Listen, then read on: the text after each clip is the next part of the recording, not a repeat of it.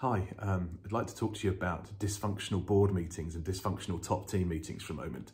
Let's imagine that we're a fly on the wall. We buzz into a boardroom and we watch a meeting happen. And what we see when we listen hard and take in the view, we notice a few things. First of all, we notice people not really listening to each other.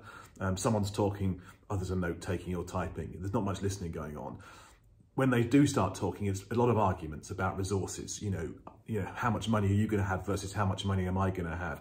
What are we going to get in terms of our share of the corporate pot? Big debates about that.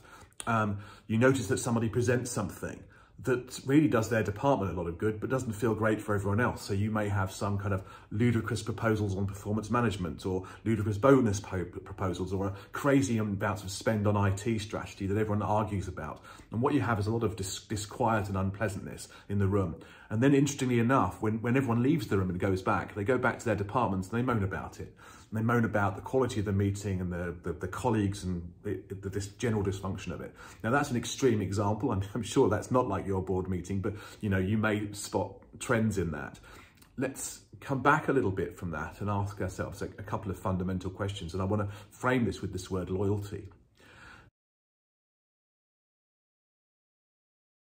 So let's just take a pause and have a look at the typical structure of an organisation. And if yours is like many, you'll find there's a chief executive or someone with a senior title at the top, a little line going down and a span of control, and underneath that are many direct reports, including titles like HR director, IT director, finance director, head of regional sales, northern region, you know, you get the idea.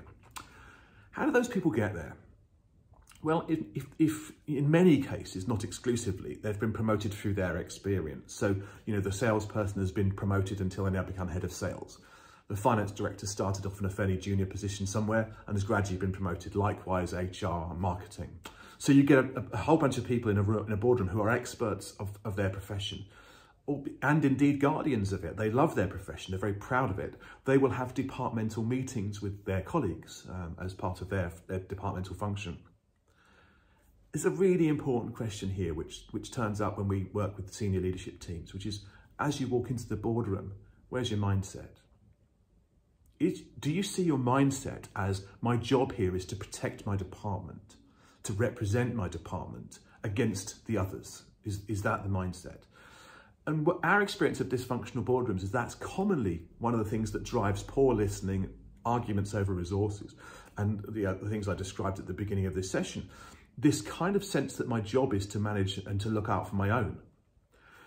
In coaching, there's a really important question, which I'll pose you now, which is, have you grown up to realise that your main team, your sense of loyalty, should be with Exco? This is your team now. These are your colleagues. You are collectively charged with managing and running this business.